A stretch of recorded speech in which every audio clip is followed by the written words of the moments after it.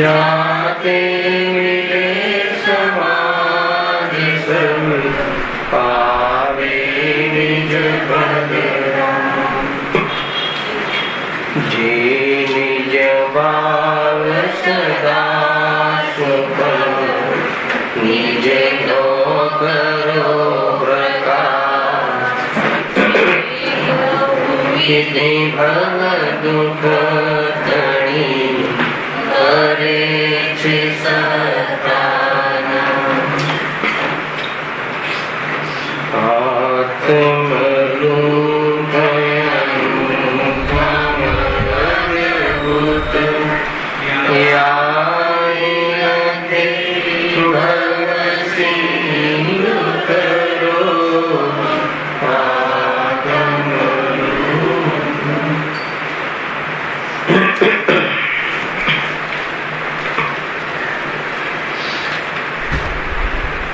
श्री मोक्ष मार्ग प्रकाशक ग्रंथ से त्रीजा अधिकारों पर अपने स्वाध्याय चल रही से अंतिम टॉपिक पर अपने यहाँ आया से पेज नंबर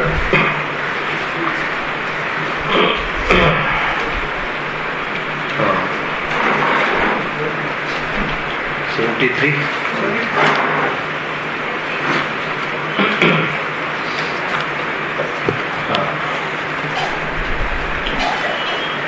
मोक्ष सुख અને તેની પ્રાપ્તિનો ઉપાય 73 પેજ નંબર 73 એક પ્રકારથી અહીંયા ત્રીજા અધિકારમાં દુઃખોના વર્ણનની ચર્ચા પૂરી થઈ એટલી વાત તો સમજમાં આવી ગઈ કે સંસારમાં સુખ છે નહીં, સંસારમાં દુઃખ જ છે, સુખનું નામ નિશાન પણ નથી. એ વાત સમજમાં આવી જવા છતાં જે સુખ છે સાચું મોક્ષનું સુખ છે ત્યાં સુખ છે એ વાતની સિદ્ધિ થતી નથી. એ વખતે આપણે અહીંયાથી વાત ઉઠાવી હતી કે ભલે સંસારમાં સુખ નથી એ તો સમજમાં આવી ગઈ પણ એનાથી એ વાત સિદ્ધ નથી થતી કે મોક્ષમાં સુખ છે. એટલા માટે અહીંયા મોક્ષમાં સુખ છે, કેવી રીતે સુખ છે એની બહુ જ ન્યાયસંગત તર્ક યુક્તિઓ દ્વારા આગમ અનુસાર અહીંયા પંડિતજી મોક્ષના સુખની સિદ્ધિ કરી છે. અર્થાત એ સંબંધી બહુ સુંદર માર્મિક વર્ણન અહીંયા કર્યું છે. લાસ્ટ ટાઈમ આપણે સામાન્ય ચર્ચા કરી હતી કે મોક્ષનું સુખ કેવી રીતે, જ્યાં કથન આવ્યું હતું કે સમ્યક દર્શન જ્ઞાન ચારિત્રની પ્રાપ્તિ થાય તો જ જીવ સુખી થાય. તો એ સમ્યક દર્શન શું છે? આત્માના દર્શનનું નામ સમ્યક દર્શન છે, એની પ્રતીતિનું નામ સમ્યક દર્શન છે અને પ્રતીતિ પૂર્વક ઉપયોગ આત્મ સન્મુખ વર્ત્યા કરે, સ્વપરના જાણવાના કાલમાં પણ આત્માનો પક્ષ પ્રગટ કરે એવું જ્ઞાન તે વાસ્તવમાં સમ્યક જ્ઞાન છે. અને સમ્યક જ્ઞાન દર્શન પૂર્વક ઉપયોગની જે સ્થિરતા છે એને સમ્યક ચારિત્ર કહે છે. આ જ એકમાત્ર સુખનો ઉપાય છે એવી ચર્ચા આપણે વિશેષ કરી હતી. જો ફરીથી વાંચીએ છીએ આગળ.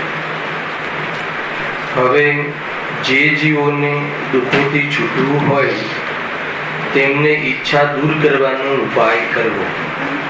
અને ઈચ્છા તો ત્યારે જ દૂર થાય જ્યારે મિથ્યાત્વ, અજ્ઞાન તથા અસંયમનો અભાવ થઈ સમ્યક દર્શન જ્ઞાન ચારિત્રની પ્રાપ્તિ થાય.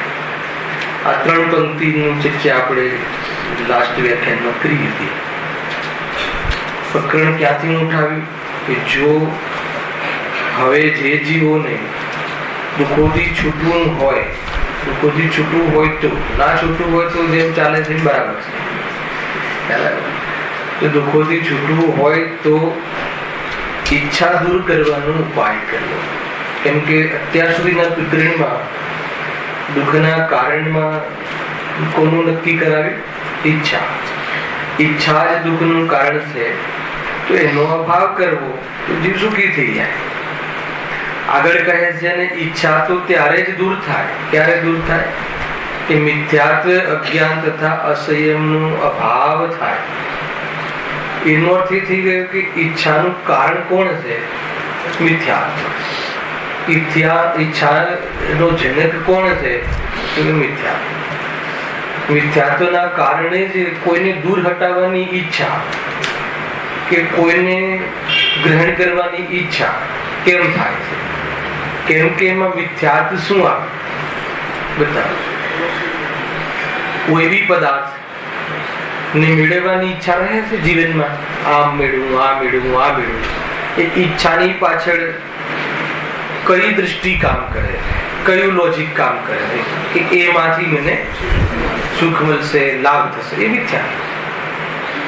અથવા કોઈને હટાવવાની ઈચ્છા, ચાહે શરીરમાંથી રોગ હટાવો કે ચાહે સંયોગમાંથી કોઈ વ્યક્તિને હટાવો, એ હટાવવાની જે ઈચ્છા છે એની પાછળ બી શું લોજિક કામ કરે કે આ દૂર થઈ જાય તો મને અનુકૂળતા મળે અને પછી હું સુખી થઈ જાઉં. તો આ મિથ્યા. એટલે ઈચ્છાનો જનક કોણ છે? મિથ્યા. મિથ્યાત્વ કહ્યું, અસંયમ કહ્યું, અજ્ઞાન કહ્યું. તો એનો અભાવ થઈ સમ્યક દર્શન જ્ઞાન ચારિત્ર્યની પ્રાપ્તિ થાય. આજની જે પરમાત્મા પ્રકાશની ગાથા આજ ચાલે, સ્વસંવેદન જ્ઞાન, બહુ સુંદર ચર્ચા. સ્વસંવેદન જ્ઞાન પૂર્વક જ આત્મા સુખી થઈ શકે. સુંદર ચર્ચા. માટે જ એ કાર્યનો ઉદ્યમ કરવો યોગ્ય છે. કયા કાર્યનો ઉદ્યમ કરવો? પુરુષાર્થ. ઉદ્યમ એટલે પુરુષાર્થ. ઉદ્યમ એટલે પુરુષાર્થ અનુસાર પ્રયત્ન, એમ પણ લઈ લો. મહેનત કરવી આપણી દેશની ભાષા. પ્રયત્ન કરવો, ઉદ્યમ કરવો, પ્રયાસ કરવો, અને ઉપાય કરવો. શાનો ઉપાય કરવો? કયા કાર્યનો? કયા કાર્યનો ઉપાય કરવો? ઈચ્છાનો અભાવ કરવા માટે શું કરવું? તો સમ્યક દર્શન જ્ઞાન ચારિત્ર્યની પ્રાપ્તિનો ઉપાય કરવો. પણ આ ઉપાય કરવામાં કોઈ પરાધીનતા નથી. જ્ઞાનની અંદર નક્કી કરવાનું છે, જ્ઞાનની અંદર નિર્ણય કરવાનો છે, પ્રયત્ન જ્ઞાનમાં કરવાનો છે. અને જ્ઞાનમાં પ્રયત્ન થઈ એની શ્રદ્ધા એમાં મળે, શ્રદ્ધામાં સ્વીકાર થઈ જાય તો પછી ઉપયોગ જ્ઞાન પછી સ્થિરતાને પ્રાપ્ત થાય છે. વર્તમાન ઉપયોગ ચંચલ નહીં થાય. બસ આ જ એક માત્ર ઉપાય છે. જો હવે આગળ વાંચીએ છીએ, અહીંયા સુધી થઈ ગઈ હતી વાત. એ પ્રમાણે સાધન કરતા જેટલી ઈચ્છા મટે તેટલું જ દુઃખ દૂર થતું જાય. અને મોહના સર્વથા અભાવથી જ્યારે ઈચ્છાનો સર્વથા અભાવ થાય ત્યારે સર્વ દુઃખ મટી સત્ય સુખ પ્રગટે. સામાન્ય વાત કરીએ. શું કહ્યું? એ પ્રમાણે સાધન કરતા જેટલી ઈચ્છા મટે તેટલું જ દુઃખ દૂર થતું જાય છે. જેમ જેમ ઈચ્છા મટે. આમાં એક મોક્ષ માર્ગનો જે આ કિરણ શિક્ષાથી એમાં જે શ્રદ્ધા જે છે એ તો એક જ ઝટકે પૂર્ણ થઈ જાય છે. તમે સમજો. આ ફરીથી જે આ સમ્યક દર્શન જ્ઞાન ચારિત્ર કહ્યું, આ વાક્યનો મારે અર્થ કર્યો છે. કયો? જેટલી ઈચ્છા દૂર થાય તેટલું જ સુખ થાય. અને ઈચ્છાનો સર્વ અભાવ થઈ જાય તો જીવ પૂર્ણ સુખી થઈ જાય. એમ અહીંયા કહ્યું છે. સાચું સુખ પ્રગટે.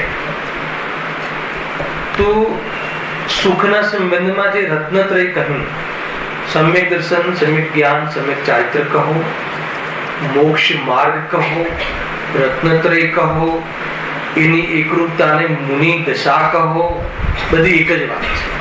તમને કોઈ આમ સહજમાં કહે ને કે સુખી થવા માટે મુનિ દશા ધારણ કરો તો બી એનો અર્થ આ નહીં.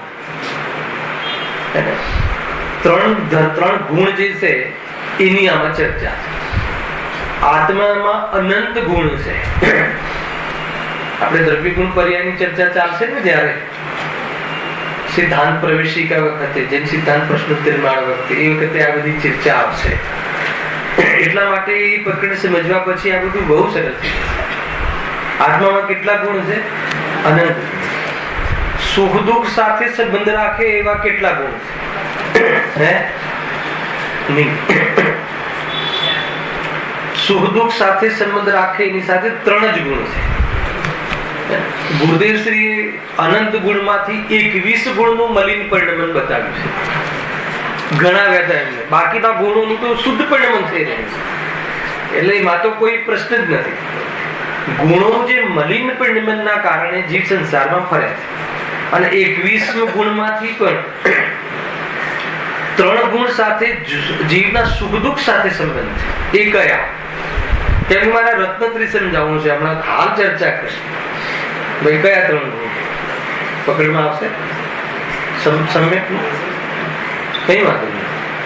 એટલે 3 ગુણ સાથે સંબંધ છે આત્મા. અનંત ગુણ સાથે કોઈ પ્રોબ્લેમ નથી. અનંત ગુણનો કોઈ આમાં 3 ગુણમાં એક શ્રદ્ધા, જ્ઞાન અને ચારિત્ર.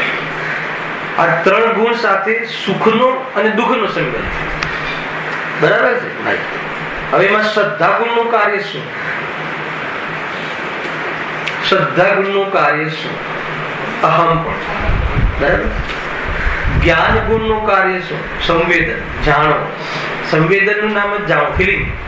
જ્ઞાનમાં ફિલિંગ આવે ને, બરાબર. સંવેદન કહો, જાણવું કહો, એક જ વાત છે. અનુભૂતિ કહો, એક જ વાત છે. તો જ્ઞાનમાં સંવેદન થાય છે, જ્ઞાનમાં જાણવું થાય છે. અને ચારિત્રનું ગુણ શું? ચારિત્રનું કાર્ય શું? રમણતા. આ 3 વસ્તુ યાદ રાખજો, કાયમી કામમાં આવશે.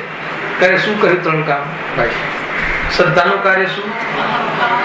બોલો, વાંધો નહીં. આપણે અત્યારે શનિવારનો ક્લાસ જ સમજવાનો. શ્રદ્ધાનું કાર્ય અહમ પણ કરો. શ્રદ્ધાનો ઓર બી આપણે લઈએ છીએ વિશ્વાસ કરવો. શ્રદ્ધાનો અભિપ્રાય પણ છે. શ્રદ્ધાનું કાર્ય પ્રતીતિ બી છે. બધું એક જ વાત. શ્રદ્ધા જે અભિપ્રાય જે રૂપ કાર્ય કરે છે જીવ, એ શ્રદ્ધાનું કાર્ય. કોઈ પણ અભિપ્રાય કરે, કયો અભિપ્રાય કરે? એકત્વનો. બરાબર. એ વિશ્વાસ કહો, એકત્વ કહો, આ બરાબર છે, આ આમ જ છે, આ આમ જ છે, એ જે નિર્ણય કરાવે છે, જે જ્ઞાનમાં આ શ્રદ્ધાનો બોધ છે. ખ્યાલ આવે? એટલે શ્રદ્ધાનું કાર્ય શું છે? એકત્વ કરવું. મને એવી શ્રદ્ધા છે કે આ દીકરો મારો મને સુખ આપશે. આ વાક્યમાં લીધેલો પ્રયોગ. મને એવી શ્રદ્ધા છે કે ધનમાં સુખ છે. એનું નામ એકત્વ. પરદ્રવ્ય સાથે કોઈને કોઈ કલ્પના કરવી, હે ને, તો એ મિથ્યા શ્રદ્ધામાં જશે. અને સ્વદ્રવ્ય સાથે સાચી કલ્પના કરવી, સાચો અભિપ્રાય કરવો, એ સમ્ય શ્રદ્ધા છે. આટલું જ છે. આ બહુ સરળ રીતે સમજાવું છું. શ્રદ્ધાનું કાર્ય શું રાજુભાઈ? અહમ. જ્ઞાનનું કાર્ય શું છે? જાણવું, સંવેદન. અને ચારિત્રનું રમણ. હવે રમણતા કહો, સ્થિરતા કહો, એક જ વાત છે. ચરવું કહો, લીનતા કહો, અનેક શબ્દ આવશે તમારે, પણ એમાં ચારિત્ર લેવું. હવે આમાં સુખ સાથે સંબંધ ક્યારે અને દુઃખ સાથે સંબંધ ક્યારે? તો ખાલી સ્વપરમાં ફરક પડશે તો સીધો દુઃખમાં ચાલી જશે. કે પરમાં એકત્વ કરવું, તો એ શ્રદ્ધા કઈ થઈ ગઈ? મિથ્યા શ્રદ્ધા. આગળ 3 કારણ બતાવે ને, મિથ્યાત્વ, અજ્ઞાન, અસહ્ય. મિથ્યાત્વ, મિથ્યા જ્ઞાન ને મિથ્યા ચારિત્ર. 3 અહીંયા સિદ્ધ કરવા. શું કહ્યું? કે પરમાં એકત્વ બુદ્ધિ, કર્તૃત્વ બુદ્ધિ, મમત્વ બુદ્ધિ, ભોક્તૃત્વ બુદ્ધિ, એનું નામ શું છે? શ્રદ્ધાનું કાર્ય છે. કઈ શ્રદ્ધા થઈ? મિથ્યા શ્રદ્ધા. પર દેહ અને આત્માને એક માનવું, જાણવું અને રમવું. અમારી રીતે પણ માન્યતા જે છે શ્રદ્ધાનું કાર્ય. શું માન્યું? ઇન્ટેન્શન. શું માન્યું? શું અભિપ્રાય છે? શરીર સંબંધી તમારો શું અભિપ્રાય? એ મારું જ છે, અમે એક જ છીએ. તો એ થઈ ગઈ મિથ્યા શ્રદ્ધા. એ સંબંધી મારું માનવું એ છે કે અમે બે એક છીએ. તો પરદ્રવ્ય સાથે એકત્વ કરવું, કર્તૃત્વ કરવું, એ બી મિથ્યા શ્રદ્ધામાં જાય છે. હું પરનું કરી શકું છું, પર મારું કરી શકે છે, એવું માનવું, એવું જાણવું, અને એ અનુસાર જ જીવન ઉપયોગને રમાડવું. આ 3 વસ્તુ થઈ. શું કહ્યું? એવું માનવું અને એ માન્યતા અનુસાર એ જ્ઞાનને એ સંબંધી વ્યવસાય રાખવો અને એ અનુસાર વર્તવું. વર્તવું ચારિત્રમાં વર્તવું છે, ચારિત્રમાં આચરણ છે. એ રીતે સુખ દુઃખ નો અનુભવ કરવો. એ અનુસાર એમાં રમણતા રાખવી, એ અનુસાર ઉપયોગને ત્યાં સ્થિર કરવો, એનું નામ છે મિથ્યાચાર. હવે એટલું સ્વમાં લઈ લો. આપણે જયારે ગુણોના પ્રકરણ આવશે ને ત્યારે ઓર એના ખુલાસા કરીશું. મારે ઓલી લીટી સમજાવી છે એટલા માટે આ કહ્યું. તો હવે શ્રદ્ધા, તો સમ્યક શ્રદ્ધા, તો એ રત્નત્રયમાં કેવી રીતે? આત્માની શ્રદ્ધા, હું દેહથી ભિન્ન છું, હું ચૈતન્ય સ્વરૂપ છું. તો જે વસ્તુ જેવી છે એવી માનવી, એ સમ્યક શ્રદ્ધા થઈ ગઈ. શ્રદ્ધામાં એ વાત પ્રતીતિ થઈ ગઈ, બેસી ગઈ. બરાબર. અને સમ્યક જ્ઞાન, તો એ પ્રતીતિ પૂર્વક આ જ્ઞાનનું સંવેદન કરવું, એવું જાણવું, તો એ સમ્યક જ્ઞાન થઈ ગયું. સ્વપરને જાણે પણ આ પ્રતીતિ આત્માની થઈ એ રીતે વિભાગ પૂર્વક જ સંવેદન કરે, એનું નામ સમ્યક જ્ઞાન. હવે એના અનુસાર જેટલી સ્થિરતા રહે, ઉપયોગ એટલો એમાં રમણતા રહે, શ્રદ્ધા અનુસાર એમાં એવી અંદરમાં ઉપયોગ લીન રહે. લીન રહે ખ્યાલ? લીનમાં હવે લીનતાનો અહીંયા જે ભેદ કરવો છે ને એ ભેદ આવશે. શ્રદ્ધા પૂર્વ, શ્રદ્ધા પરખ લીનતા, એને શ્રદ્ધા પરખ લીનતા, હું ચૈતન્ય સ્વરૂપ છું એ અનુસાર ઉપયોગ એમાં ક્યારે બી હવે વિચલિત, શ્રદ્ધા પરખ વિચલિત ન થાય, એને સમ્યક ચારિત્ર કહેવાય. છતાં પણ આ સમ્યક ચારિત્રમાં હવે ભેદ પડશે. હવે જે આ જેટલું જેટલું રાગ છે એટલું, હવે આ 3 ગુણ થઈ ગયું. હવે જ્યારે શ્રદ્ધા સમ્યક થઈ, સાંભળજો, થોડું ટેકનિકલ બી લઈએ આજે, કેમ કે વિષય આગળ ખોલવો છે. જ્યારે સમ્યક શ્રદ્ધા થઈ તો બધા જ ગુણોનું પરિણામ કેવું થઈ ગયું? સમ્યક થઈ ગયું. કેમ કે સમ્યક મિથ્યાત્વ જે છે શ્રદ્ધા ગુણ રિલેટેડ છે, કેટલી બી ચર્ચા છે. શ્રદ્ધા સમ્યક હોય તો એનું જ્ઞાન પણ સમ્યક કહેવાય, જાણવા વાળું જ્ઞાન. અને શ્રદ્ધા મિથ્યા હોય તો એ ભલે શાસ્ત્ર અનુસાર એનું જ્ઞાન સાચું હોવા છતાં એ પોતે મિથ્યા જ્ઞાની છે. શું કહ્યું? શ્રદ્ધા ખોટી હોય તો શાસ્ત્ર અનુસાર ભલે એનું જ્ઞાન સાચું હોય, જાણકારી સાચી હોય, ખ્યાલ? ના ખ્યાલ આ વાત ભાવિનભાઈ મને બતાવો કે આ દેહ છે એ જળ છે કે ચેતન? આ શરીર છે જળ છે કે ચેતન? જળ. અને તમે જે છો એ ચેતન. બરાબર છે? આ વાત સાચી છે ને? આ જ્ઞાન તમે જે કહ્યું અત્યારે મને જણાવ્યું, જે જાણકારી કહી, એ જ્ઞાન સાચું છે કે ખોટું છે? સાચું છે. તો તમે સમ્યક જ્ઞાની કહેવાઓ કે ના કહેવાઓ? જીતુભાઈ, પ્રશ્ન બરાબર છે? પ્રશ્ન ખ્યાલ આવ્યો કે ના? અચ્છા, તમે જે જાણકારી કહી, જ્ઞાન તો સાચું છે, સત્ય છે, પણ આગમના આશ્રયથી તમે કહો છો, આત્માના અનુભવથી નથી કહેતા. અંતર ખ્યાલ આવ્યો? અત્યારે આપણે જેટલી જાણકારી છે, આત્મા અનંત ગુણનો પિંડ છે, આત્મા ચેતન સ્વરૂપ છે, આત્મા સુખનો પિંડ છે, દેહ અને આત્મા બે જુદા છે, રાગ દુઃખરૂપ છે, આ બધા જ કથનો સત્ય છે. આ જાણકારી બી સાચી છે, પણ જાણકારી સાચી હોવા છતાં આપણું જ્ઞાન સમ્યક કેમ કહેવાતું નથી? કેમ કે એવી ફિલિંગ નથી, એવી પ્રતીતિ નથી, એવો વિશ્વાસ નથી, એવી માન્યતા નથી. તો અત્યારે શું જ્ઞાનમાં જાણકારીમાં લીધું છે, અને પ્રતીતિ પહેલા સાચી જાણકારી જરૂરી છે. તો આપણે એ સ્ટેજમાં છીએ કે જાણકારી સાચી છે, પણ એવી પ્રતીતિ થઈ જાય કે હા હું જ ચૈતન્ય સ્વરૂપ છું, દેહ હું નથી, એવી પ્રતીતિ થઈ જાય. અને એ પ્રતીતિ અનુસાર હવે દેહમાં કાંઈ પણ થાય, સંયોગમાં કાંઈ પણ થાય, તો શ્રદ્ધામૂલક ચિંતા ન રહે. આ શબ્દ સાંભળજો, શ્રદ્ધા જનિત ચિંતા ન રહે કે મારું કઈ જતું રહ્યું, એવી જાતિની ચિંતા ન થાય. પરંતુ હજુ રાગ પૂરો છૂટ્યો ન હોવાના કારણે જ્ઞાની ધર્માત્માને પણ રાગ અનુસાર જેટલો જેટલો રાગ છે એટલું એટલું દુઃખ છે. આટલી લીટીનું મારે કથન કર્યું હતું. એને સમજાવ ખ્યાલ આવ્યો કે નહીં? આટલું સમજાવવા માટે આટલું પકડ લેવું પડ્યું ભાઈ, હે ને? તો જુઓ હવે ફરીથી બીજું આનો બીજું કન્સેપ્ટ કે શ્રદ્ધા તો જ્યારે બી થાય ત્યારે પૂરી જ થાય. એમાં શું અપૂર્ણ કે નહીં? હું દેહ સ્વરૂપ નથી, હું ચેતન સ્વરૂપ છું, એમાં શું અડધું થાય? એમાં તો પૂરી જ થાય. એટલે શ્રદ્ધા તો સમ્યક થતાની સાથે પૂર્ણ થઈ જાય છે. કોની? સમ્યક જ્ઞાનીની, આત્મદ્રષ્ટિ વાળા જીવની. અર્થાત જ્યારે એ શ્રદ્ધા સાચી કરે છે તો ત્યારે એમાં કોઈ પણ જાતનું એમાં એવું નહીં કે ભાઈ મંદિરમાં આવે ત્યારે હું ચેતન સ્વરૂપ છું અને દેહ જુદો છે, પછી ઘરે જાય ત્યારે નહીં, અમે બંને એક છીએ, એ એમ નહીં. પછી ઘરે જાય કે ક્યાંય પણ જાય કે નરકમાં જાય તો પણ એ દેહને ચીરફાડ કરે તો બી દેહથી હું ભિન્ન છું એવી પ્રતીતિ એની બનેલી રહે છે, અથવા પ્રતીતિ તો શ્રદ્ધા તો સમ્યક થતાની સાથે પૂર્ણ પ્રગટ થઈ જાય. હવે જ્ઞાન પૂર્ણ થાય. જ્ઞાનમાં શ્રદ્ધામાં અધૂરું શું હોય?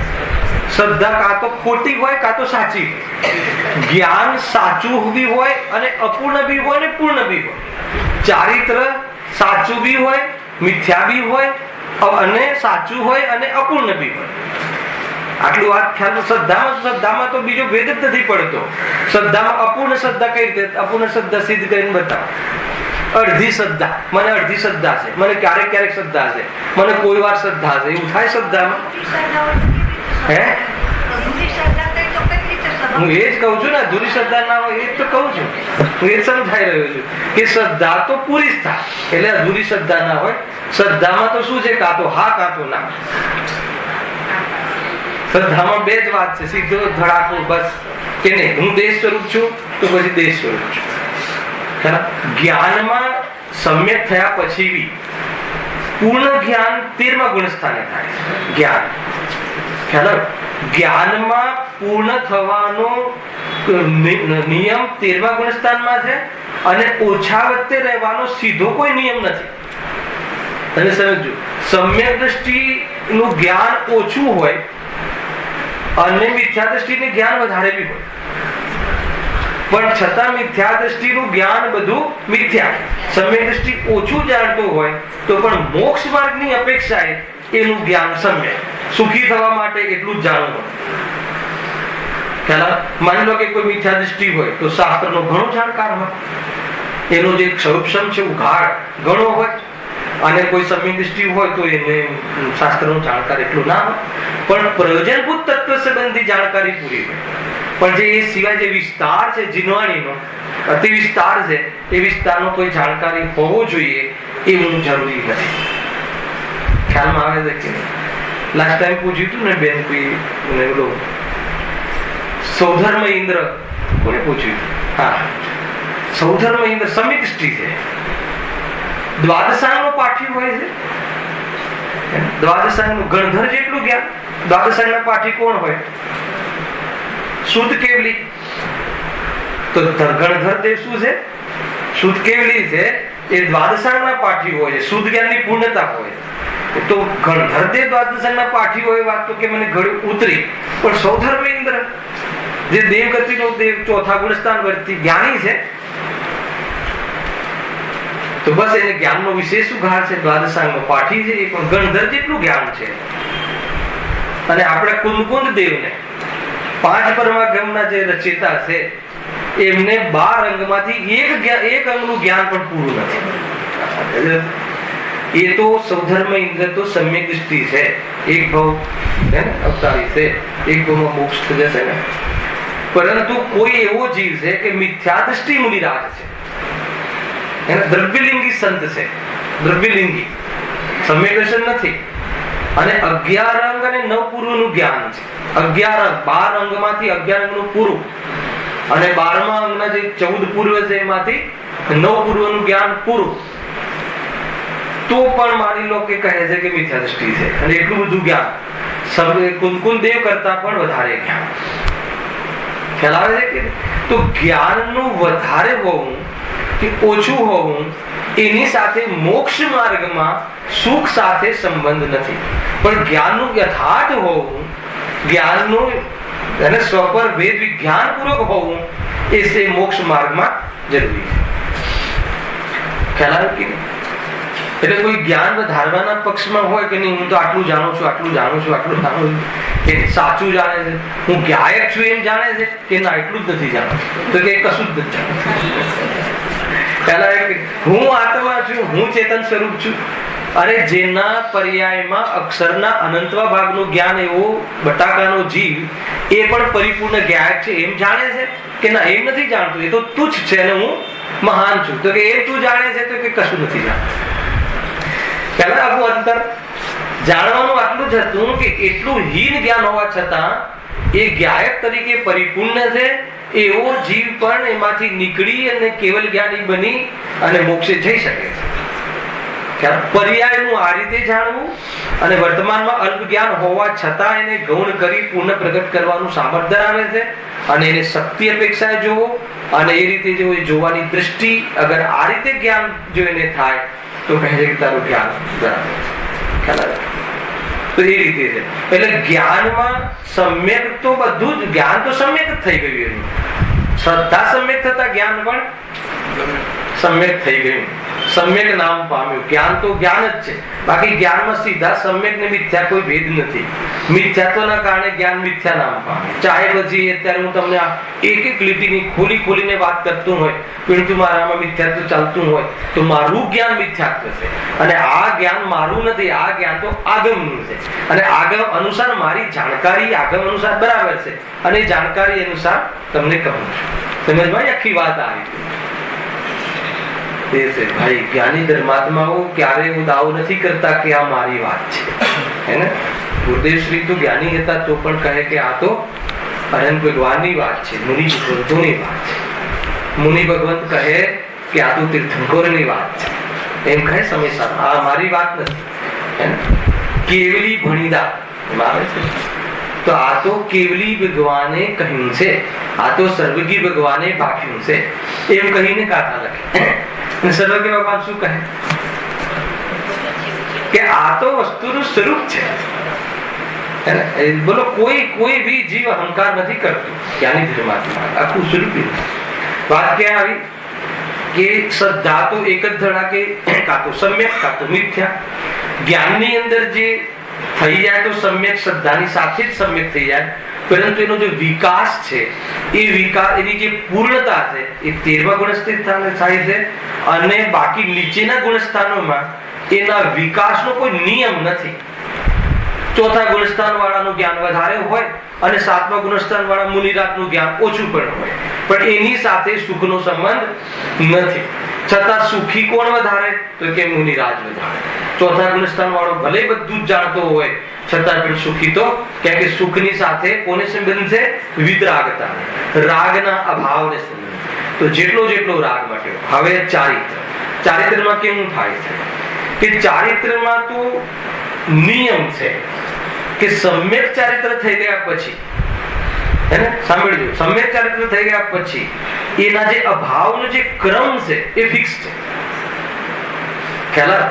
એવું ના બને કે ભાઈ જે માનો કે પહેલી ચોકડી મનંતાનુબંધી કશાય મિથ્યાત્વની સહિત જતી રહે, પછી સેકન્ડ લેવલ છે એ 5મા ગુણસ્થાને જાય. અરે એટલું નક્કી છે કે 5મા ગુણસ્થાને શુભ ભાવ કયા લેવલનો હોય, અશુભ ભાવ કયા લેવલનો હોય અને શુદ્ધ ભાવ કયા લેવલનો હોય.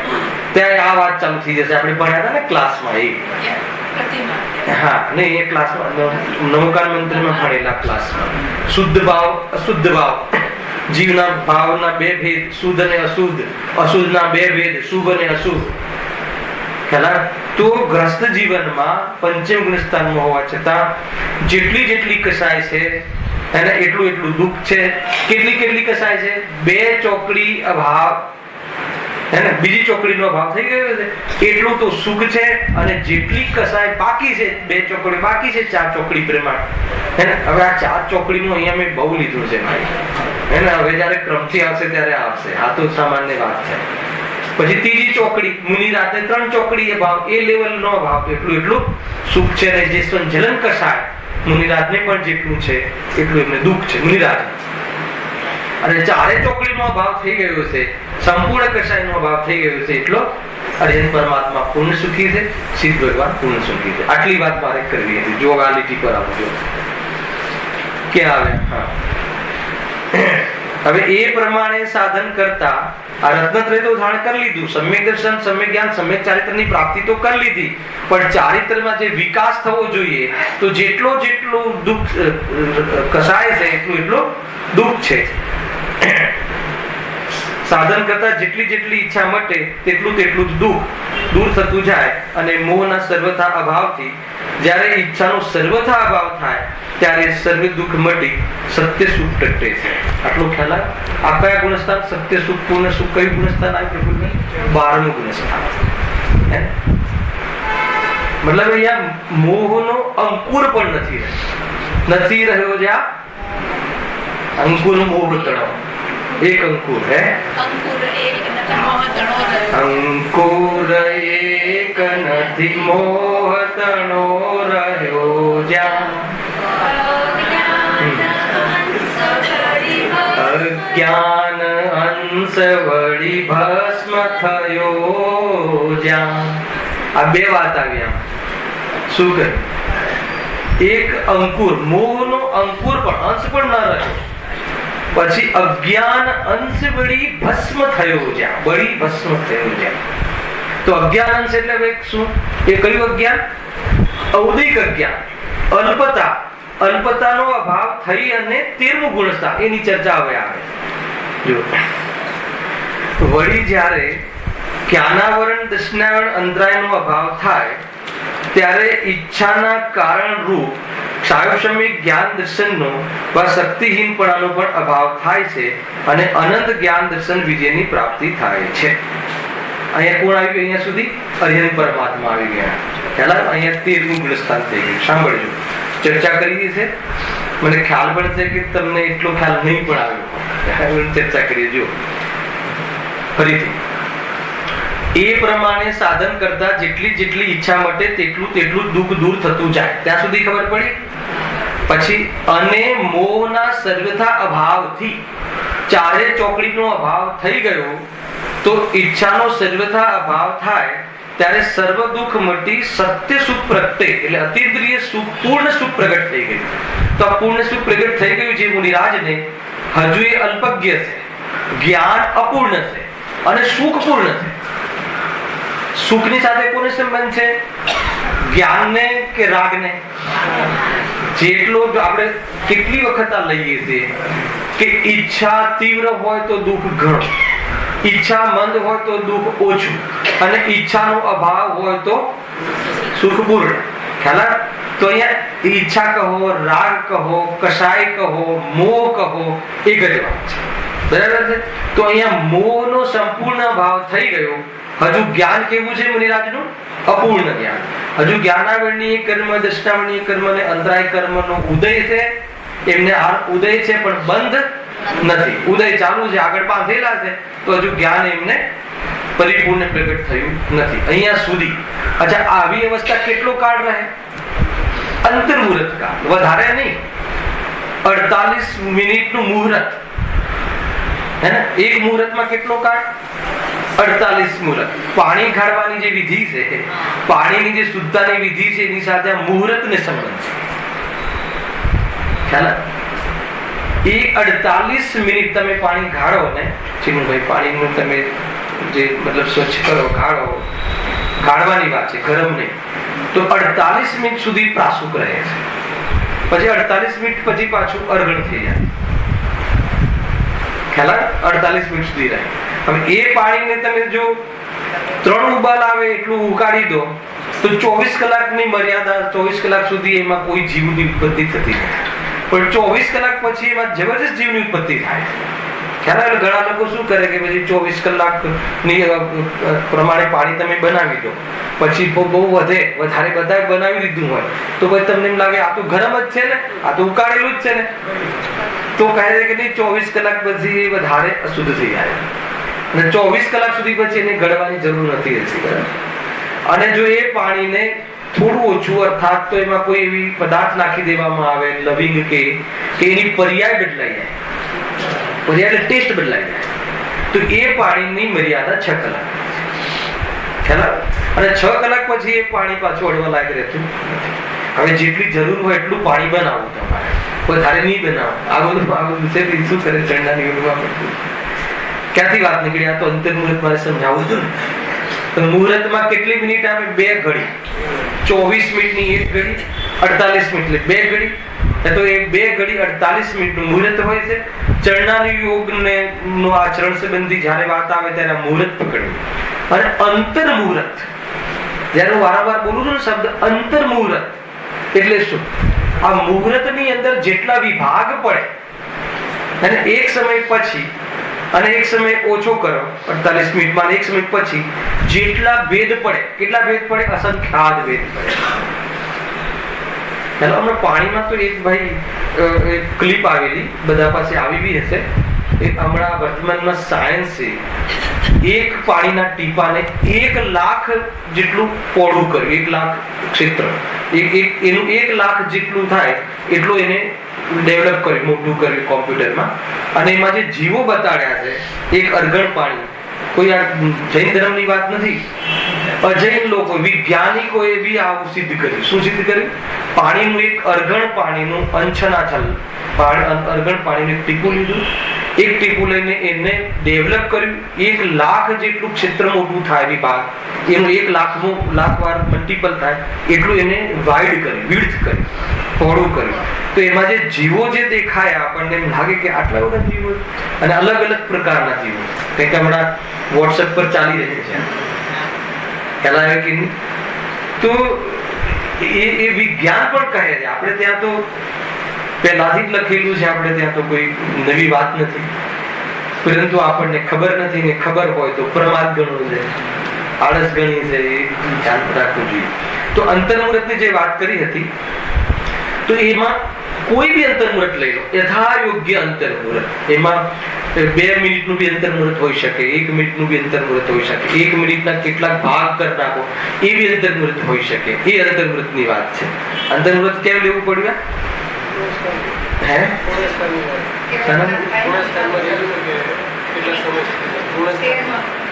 હા, 12મા ગુણસ્થાનમાં. 12મા ગુણસ્થાનમાં જયારે સુખ પૂરું થઈ ગયું પછી નીચે તો આવે નહીં.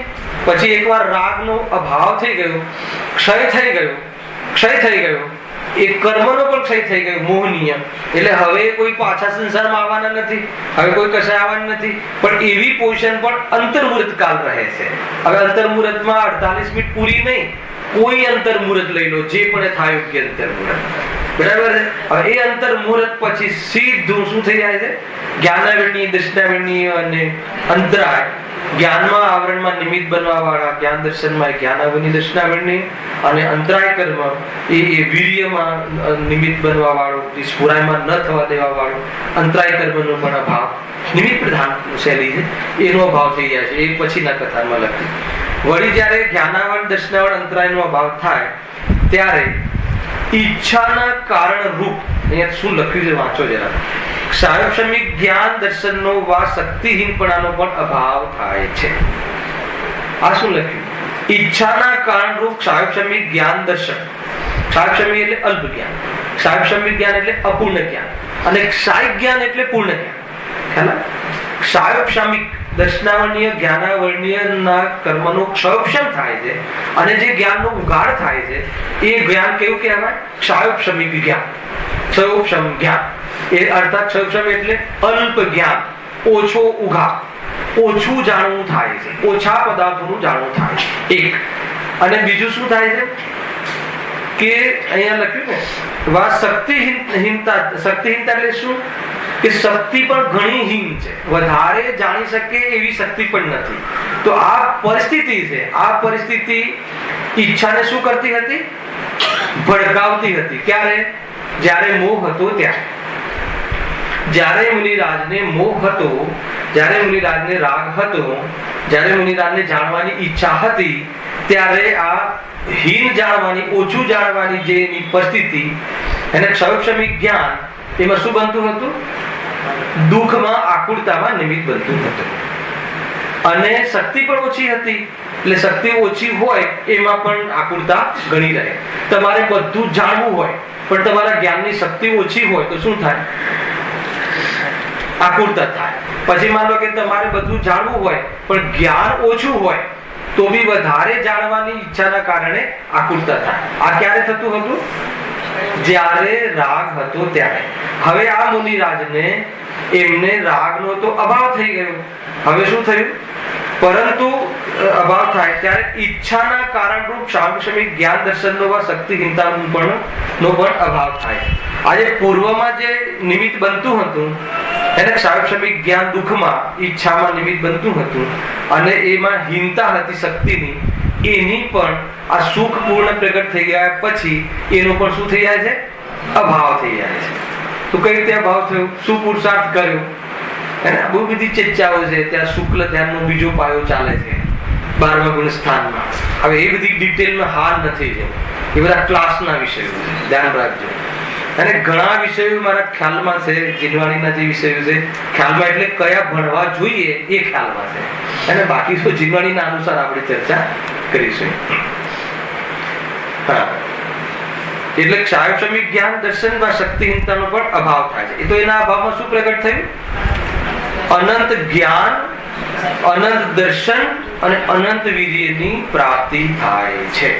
અહીંયા સુધી 13મું ગુણ સ્થાન. અહીંયા આપણે સર્વકી વિદ્વાન 13મા ગુણ સ્થાનમાં એ અવસ્થાને પ્રાપ્ત થયા છે. પકડ કયું ચાલે છે? મોક્ષ સુખ અને તેની પ્રાપ્તિનો ઉપાય. અને એના માટે અહીંયા એક સામાન્ય કથન કરે છે પંડિતજી પહેલા પેરેગ્રાફમાં કે જ્યારે જીવ સમ્યક દર્શન, કેટલી વાત ઉઠાવી પહેલા જો ફરીથી થોડો વિષય તમારે ગૂંચવાય નહીં, એટલે કે મિથ્યાત્વ, અજ્ઞાન અને અસંયમ. એમાં સૌથી પહેલા મિથ્યાત્વ અને અજ્ઞાન નો અભાવ થઈ ગયો. હજુ અસંયમ નો અભાવ નથી થયો. અને મિથ્યાત્વ અને અજ્ઞાન નો અભાવ થઈ ગયો એટલે જ્ઞાની થઈ ગયો એ જીવ. એના પછી અસંયમમાં જેટલી ઈચ્છા હોય એટલો જીવ દુઃખી થાય છે, અને જેટલી ઈચ્છાનો અભાવ છે એટલો જીવ સુખી થાય છે. એ વાત લીધી. એના પછી તરત લીધું કે છતાં આ જે અસંયમ એનો સંપૂર્ણ અભાવ થઈ જાય છે એટલે જીવ પૂર્ણ સુખી થઈ જાય છે. આ કયું ગુણસ્થાન? 12મું ગુણસ્થાન. અને જ્યાં જીવ પૂર્ણ સુખી થઈ જાય છે ત્યારે પૂર્વમાં જ્યારે ઈચ્છાઓ હતી ત્યારે જે સૌક્ષમ જ્ઞાન, અલ્પ જ્ઞાન, દુઃખનું કારણ નથી પણ એ દુઃખમાં નિમિત્ત બનતું હતું, અને એની જે શક્તિની હીનતા હતી, જાણવા સંબંધી એ હીનતા હતી, એ પૂર્વમાં દુઃખમાં નિમિત્ત બનતું હતું. જેવું આ મોહનો અભાવ થયો કે અંતર્વર્ત કાળમાં એને એ ધ્યાનમાં રહે છે મુનિરાજ, વિશેષ શુક્લ ધ્યાનના ઉપાય પુરુષાર્થ પૂર્વક આનો શું થઈ જાય છે? અભાવ થઈ જાય છે. તો એનો અભાવ થઈને શું થયા? સર્વજ્ઞ પ્રભુ થયા, અર્થાત તો 4 ઘાતી કર્મનો અભાવ થઈ ગયો. આટલો ખ્યાલ આવે. હવે આગળ વધી જજો. ત્યાં કેટલાક કાળ પછી, કેટલાક કાળની વ્યાખ્યા કરવી પડશે. કેટલાક કાળ પછી અઘાતી કર્મનો પણ અભાવ થતા, હવે બાકીના જે 4 કર્મ રહ્યા ને અઘાતી, સર્વજ્ઞ ભગવાનને 4 અઘાતી કર્મ રહ્યા ને, જે સમુષણ આદિ બહારમાં એના જેનાથી ઉપલબ્ધ થયું છે, જે મળ્યું છે ફળ, તો એ 4 અઘાતી કર્મ એ કેટલો કાળ રહે છે? કેટલોક તથા કેટલાક કાળ પછી અઘાતી કર્મનો પણ અભાવ થતા ઈચ્છાના બાહ્ય કારણોનો પણ અભાવ થાય. ખ્યાલ? જો આમાં કેટલી વસ્તુઓ લીધી. જે મોહનીય કર્મ એ તો ઈચ્છાનું નિમિત્ત કારણ, દુઃખના કારણોનો અભાવ થતો જાય છે. પહેલા તમે સમજો દુઃખના કારણો કેટલા છે? દુઃખના કારણો મોહ, રાગ, દ્વેષ, ભાવ, કર્મ એ દુઃખનું પરમાર્થ કારણ, એકમાત્ર એક્ચ્યુઅલ વાસ્તવિકપણે દુઃખનું કારણ કોણ છે? ભાવ કર્મ કહો, મોહ રાગ દ્વેષ જીવના ભાવ કહો, અથવા જીવના વિકારી ભાવ કહો, મિથ્યાત્વ સહિતના રાગ દ્વેષ રૂપી અધ્યવસાન કહો. આ શું છે? જીવને દુઃખનું વાસ્તવિક રિયલ કારણ. બરાબર? પછી હવે કર્મમાં જાઓ. દ્રવ્ય કર્મ, મોહનીય કારણ, મોહનીય કર્મ એ જીવનું દુઃખનું અંતરંગ નિમિત્ત કારણ. અંતરંગ નિમિત્ત કારણ. અને બાકીના 7 કર્મ એ સહાયક નિમિત્ત કારણ, ડાયરેક્ટ દુઃખનું નિમિત્ત કારણ બી નહીં. એટલે જ્ઞાનાવરણીય કર્મ જે છે એનો જે ઉદય છે અથવા ક્ષયુષમ છે એ જીવને દુઃખનું ડાયરેક્ટ કારણ નથી. અંતરાય કર્મ જીવને દુઃખનું ડાયરેક્ટ કારણ નથી. નિમિત્ત કારણ બી ડાયરેક્ટ નહીં. એ શું કરે છે? પરિસ્થિતિ ઊભી કરે છે. માનો કે અંતરાય કર્મ તમને કોઈ ભૂખ લાગી, ભોજનની ભૂખ લાગી, બહારમાં ક્ષુધા થઈ, હવે તમને બાહ્ય એ સંબંધી પુણ્યના ઉદયમાં સામગ્રી બી મળે, ભાવતું ભોજન બી મળે. સાંભળજો બરાબર. હવે ભાવતું ભોજન મળ્યું, બધી જ તૈયારી છે, હવે ખાવાની બી તૈયારી છે, અને ઘરમાં કોઈ મહેમાન આવે તો એ વખતે તરત તો જમશો નહીં તમે. તો મહેમાન આવ્યા, એ મહેમાન અંતરાય છે કે અંતરાય કર્મનો ઉદય છે? આપણને શું લાગે કે આ તો મહેમાન ક્યાંથી આવી ગયા, અંતરાય કર્યો? મહેમાન અંતરાય નથી. અંતરાય કર્મનો ઉદય આવ્યો કે તમારી ઈચ્છા પણ છે, ઈચ્છાની સામગ્રી પણ છે, પણ એની પૂર્તિ કરવામાં શું થયું? વિઘ્ન ઉત્પન્ન થયું, બાધા ઉત્પન્ન થઈ, ડિસ્ટર્બન્સ થયું. એમાં કોણ નિમિત્ત છે? અંતરાય કર્મ. અંતરાય કર્મએ આ સ્થિતિ ઊભી કરી, આ પોઝિશન ઊભી કરી. કોના માટે? દુઃખી થવા માટે. પણ કોઈ જીવને મોહ ના હોય તો દુઃખી ન થાય, અને મોહ હોય તો દુઃખી થાય. એટલે દુઃખમાં કારણ કોણ છે? નિમિત્ત કારણ મોહ. ગઈકાલે આપણે મુનિરાજના આહાર સંબંધિત ચર્ચા કરી હતી. આ વાર્તા ચર્ચા થોડી થઈ હતી. હવે માન લો કે આપણે મુનિરાજ આપણે ત્યાં આહારમાં આવ્યા, બરાબર? ચંદ્રકાંતભાઈ સમજો, આ ટોપિક સમજવો પડશે. મુનિરાજ આપણે ત્યાં આહારમાં આવ્યા. આહારમાં આવ્યા ને, આહાર લખ્યા છે ને, આહાર લેતા લેતા એમને માન લો કે જમવામાં કોઈ વાળ આવી ગયું, બરાબર? તો શું થયું? આ અંતરાય કર્મનો ઉદય.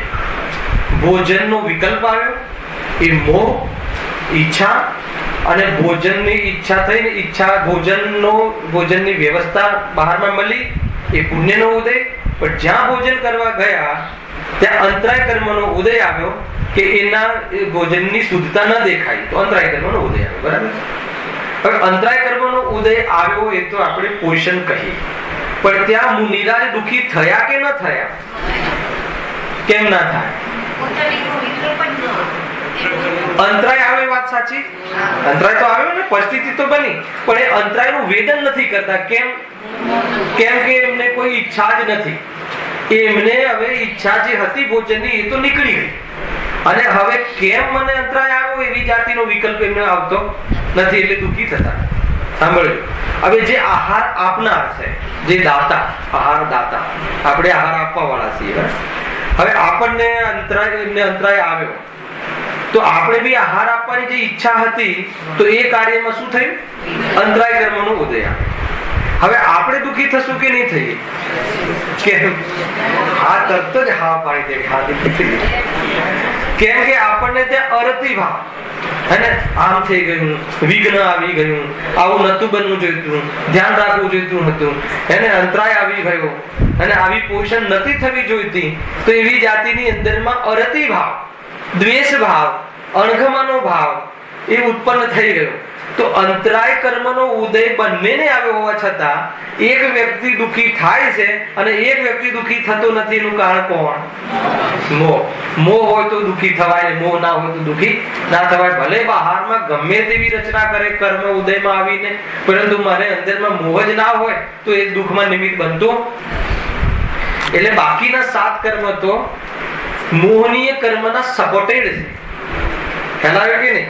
અને મોહનીય કર્મ દુઃખનું અંતરંગ નિમિત્ત કારણ છે, અને મોહનો ઉદય હોવા છતાં સ્વરૂપમાં ડૂબી જાય તો એ મોહ દબી જાય છે. એ મોહ શું થઈ જાય છે?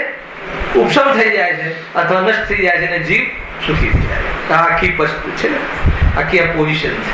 એટલે બેસે તે વાત. એટલે દુઃખનું કારણ કોણ થયું? મોહ થયું. અહીંયા ક્યાં કેમ લેવું પડ્યું? કે એટલે અહીંયા લખ્યું ને, તથા કેટલાક કાળ પછી અઘાતી કર્મોનો પણ અભાવ થતા ઈચ્છાના બાહ્ય કારણ. મારે આ સમજાવવું છે, ઈચ્છાના બાહ્ય કારણ. ખ્યાલ? કર્મ કયું કારણ છે? ઈચ્છાનું અંતરંગ નિમિત્ત. ખ્યાલ? મોહનીય કર્મ ઈચ્છા અર્થાત દુઃખનું, અર્થાત મોહનું, અર્થાત રાગનું અંતરંગ નિમિત્ત કારણ મોહનીય કર્મ. બાકીના કર્મ મોહનીયના સહાયક નિમિત્ત કારણ. અને પછી 12માં જે અઘાતી કર્મના ઉદયમાં મળવા વાળા મકાન, પતિ, પત્ની, અને પૈસા, ધન, દાસ, દાસી, એ બધા દુઃખના બાહ્ય કારણ. બાહ્ય કારણ એટલે એ કારણનો હોવાનો કોઈ નિયમ નથી. બહારમાં હોય અને ના હોય, ખ્યાલ? પૈસા હોય તો પણ દુઃખી થાય, અને પૈસા ના હોય તો બી મેળવવાની ઈચ્છાથી દુઃખી થાય. અરે મેળવ્યું ના હોય તો બી જતા રહેશે એની ચિંતા મળ્યા પહેલા હોય. એટલે બાહ્યના પદાર્થો સાથે તો સીધો કોઈ નિયમ બનતો નથી. અચ્છા, કોઈનું લગ્ન ના કર્યું હોય, કોઈએ લગ્ન ના કર્યું હોય, હજુ કરવાનું બાકી હોય, એને પત્ની સંબંધી રાગ હોય કે ના? પત્ની નથી પણ પત્નીનો રાગ છે. એટલે બાહ્ય મારે લગ્ન કરવું છે, આવી પત્ની જોઈશે, આવી પત્ની પછી આ રીતે હું રાખીશ, અરે કે નહીં, સપના જોઈએ કે નહીં? તો આ બધા બાહ્ય પત્ની તો શું થઈ ગયું? રાગનું બાહ્ય કારણ. ખ્યાલ? તો એ રીતે બાહ્યમાં એટલે અથવા સંયોગોમાં જે સામગ્રી મેળવી, જે મકાન આદિ, એ ભગવાનને સમૂષણ આદિ, ભગવાનને સમૂષણ આદિ છે. અરિહંત પરમાત્મા, તીર્થંકર પરમાત્મા, એમને બાહ્યમાં બધું જે સમૂષણ ને બધું આખો કાફલો મળે છે ને, જે બધા દેવોનો, એ બધું હોય છે. તો હવે શું કહે છે કે એ અઘાતી કર્મોને પણ અભાવ થતા ઈચ્છાના બાહ્ય કારણ. અત્યારે તો એમની ઈચ્છા છે નહીં. બહારમાં કેવું શરીર છે એમને? શરીર એ શું થઈ ગયું? નો કર્મ અથવા બાહ્ય કારણ. બરાબર છે? તો એ તો એમનું તો વિશ્વનું સૌથી સુંદર પરમાણુઓથી બનેલું શરીર છે, કે જે શરીર જ્યારે છદ્મસ અવસ્થામાં લક્ષ કરીને રાગ થતો હતો એમને પણ, પરંતુ હાલ તો એમને મોહનો અભાવ છે. હાલ તો શરીર હોવા છતાં કોઈ જાતિની ઈચ્છા જ નથી, એટલે દુઃખ પણ નથી. છતાં પણ પૂર્વમાં પહેલા એને આ સહકારી કારણ હતું, અથવા એ બાહ્યમાં સપોર્ટેડ કારણ હતું. એને સપોર્ટ તો કરતું હતું ને, શરીરનું લક્ષ કરીને દુઃખ તો થતું હતું. એટલે આપણે તો દુશ્મન તો જોઈએ જ નહીં, પણ દુશ્મનના દોસ્ત પણ ના જોઈએ, દુશ્મનના સગાવાલા બી ના જોઈએ. એ હદથી આપણે દુશ્મનનો ખાત્મો કરવાની આ જૈન ધર્મમાં વિધિ છે. જયારે સંસારમાં આ બધા શરીર આદિ તો એનું લક્ષ કરીને દુઃખ થતું હતું. તો એ અઘાતી કર્મનો જે પાક છે, અઘાતી કર્મનો જે આ ફળ છે, દેહ આદિ, બહારમાં સમૂષણ આદિ, એનો પણ અભાવ ક્યારે થઈ જાય છે? અઘાતી કર્મનો અભાવ થતા. પણ ક્યારે થાય છે એ શબ્દ મારે તમને અર્થ કરાવજો. કેટલાક કાળ પછી. હવે કેટલાક કાળમાં કેટલો કાળ? જ્યારે સંપૂર્ણ સુખ પ્રગટ થઈ ગયું, કેવલ જ્ઞાન પ્રગટ થઈ ગયું, અનંત ચતુષ્ટય પર પ્રગટ થઈ ગયું, અર્યંત પદ પ્રગટ થઈ ગયું, પછી અર્યંત પદ પછી જે સિદ્ધ પદ છે, જે મોક્ષ સુખ કહ્યું, સિદ્ધ અવસ્થા મોક્ષ રૂપ છે, અને એ અવસ્થાને પ્રાપ્ત થવામાં કેટલોક કાળ? તો કેટલો કાળ? તો જુઓ, જગન્ય કાળ, ઓછામાં ઓછો અંતર. કોઈ એવા મુનિરાજ હોય, સાંભળજો, કે અંતર મુહૂર્તમાં કરીને સિદ્ધ અવસ્થા પ્રાપ્ત કરીને મતલબ આઠે કર્મનો અભાવ કરી દે. પરંતુ તીર્થંકર અર્હંત હોય એમનામાં જુદો નિયમ. તીર્થંકર અર્હંત હોય એમનું જે ઓછામાં ઓછો કાળ 3 વર્ષ અથવા 9 વર્ષ, 3 થી 9 વર્ષ સુધીમાં ઓછામાં ઓછા કાળ, એટલો કાળ તો એમને આ પદ અર્હંત પદ રહે જ રહે, તીર્થંકર હોય તો. અને વધારામાં વધારે કેટલો કાળ ખબર છે કોઈ? કઈ વાર કહી ચૂક્યું છું અહીંયા. જો 8 વર્ષ અને 8 અંતર મુહૂર્ત, માતાના ગર્ભના 8 મહિના પકડીને 8 વર્ષ ગુરુદેવના શબ્દોમાં, અને 8 અંતર મુહૂર્ત કમ 1 પૂર્વ કોટી ઉત્કૃષ્ટ આયુ સંયોગ, 1 પૂર્વ કોટી. આ કેમ કમ કહ્યું? કે 8 વર્ષ વાળો બાળક જે હોય એ 8 વર્ષ પછી એને સમ્યક દર્શનની પ્રાપ્તિ થાય. આ તો માતાના પેટમાંથી સમ્યક દર્શન લઈને આવ્યા છે, પણ તો 8 વર્ષ પછી જ મુનિ દશાના ભાવ આવે છે. અને મુનિ દશા, અર્હંત દશા પ્રગટ કરવામાં ઓછામાં ઓછો સમય કેટલો લાગે? તો કે 8 અંતર મુહૂર્ત. કોઈ સમ્યક દ્રષ્ટિ જીવ છે, તીર્થંકરનો જીવ છે, માતાના પેટમાં જ સમ્યક દર્શન સહિત આવ્યો છે, પછી અર્હંત દશાને પ્રાપ્ત કરવા માટે 8 અંતર મુહૂર્ત જેટલો કાળ લાગે. ત્યાં સુધી બધી જ દશાઓ આવી જાય, પંચમ મુહૂર્ત સ્થાને આવી જાય, ને છઠ્ઠું સાતમું આવી જાય, ને પછી શ્રેણીએ માંડે ને અર્હંત થઈ જાય. આટલો ખ્યાલ આવ્યો? જેટલો ખ્યાલ આવે એટલું સમજો. આ શબ્દોમાં અમુક ખ્યાલ નહીં આવ્યો, પણ આ સમજો. આ બધા સ્ટેજીસ છે આપણા એક પ્રકાર. પછી અગર કોઈ એમનું ઉત્કૃષ્ટ આયુ હોય વધારામાં વધારે, તો આટલા 8 વર્ષ 8 અંતર મુહૂર્ત કમ 1 પૂર્વ કોટી. 1 પૂર્વ કોટીમાં કેટલા વર્ષ આવે? એ થઈ ગયેલું. 1 પૂર્વમાં કેટલા વર્ષ? 70,56,000 કરોડ વર્ષ. 1 પૂર્વમાં કેટલા? 70,56,000 કરોડ. 70,56,000 નહીં, 70,56,000 કરોડ એટલા વર્ષ થાય એટલે એક પૂર્વ થાય. અને આવા 1 કરોડ વાર થાય એક પૂર્વ કોટી. હવે આવા પૂર્વ 1 કરોડ વાર કેટલા થાય? કેટલા થાય ગણિત કેજો કાલે. ખ્યાલ આવે કે 70,56,000 વર્ષ, કરોડ વર્ષ એક પૂર્વના. એક પૂર્વમાં એટલા. આવા કેટલા પૂર્વ? 1 કરોડ વાર તમે આને કરો, પ્લસ કરો 1 કરોડ વાર, એ જેટલા વર્ષ આવે એટલા વર્ષ 13મા ગુણસ્થાનનું આયુષ્ય હોઈ શકે છે. વધારામાં વધારે અર્યંત અવસ્થામાં એટલામાં રહી શકે છે.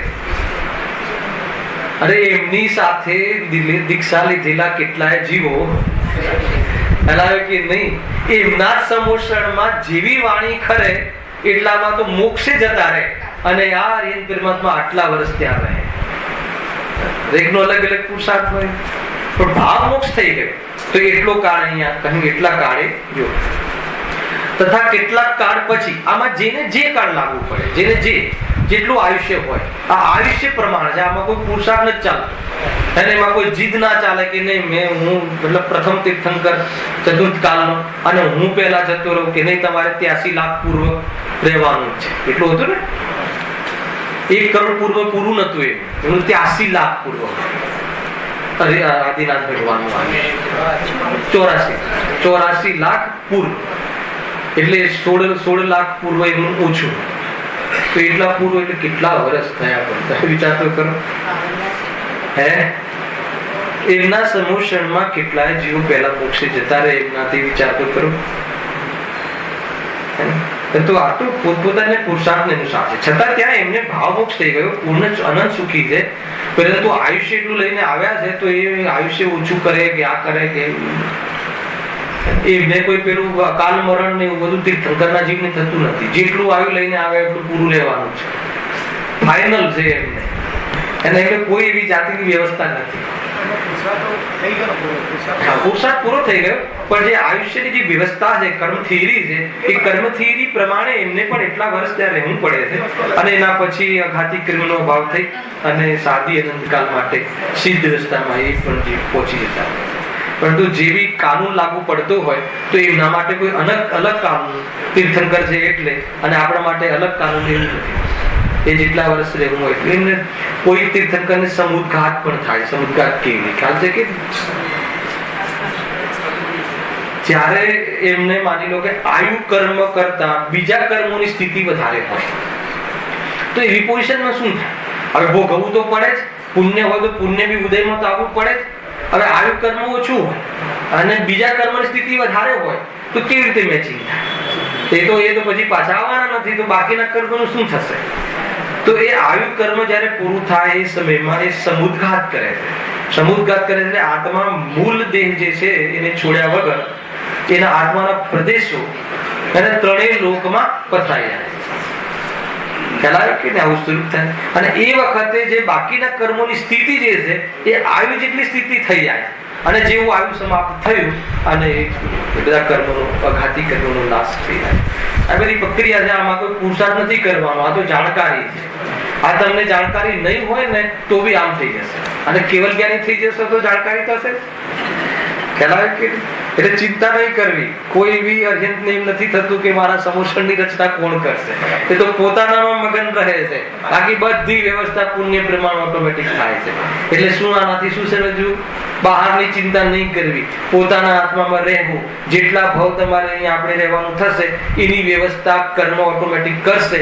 અને જ્ઞાની અને આત્માથી જીવને બહારની વ્યવસ્થાની કોઈ પ્રકારે એનું લક્ષ્ય હોતું નથી. બહારની વ્યવસ્થામાં સુખ ભાષિત થતું નથી.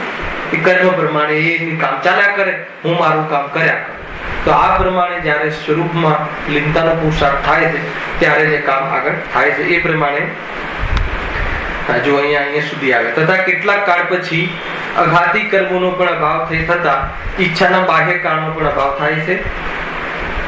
અને અહીંયા સુધી આ કાલે આનું બહુ રીઝન બહુ સુંદર બતાવ્યું છે કે કારણ કે મોહ ગયા પછી કોઈ કાળમાં એ કારણો કિંચિત ઈચ્છા ઉપજાવવામાં સમર્થ નથી.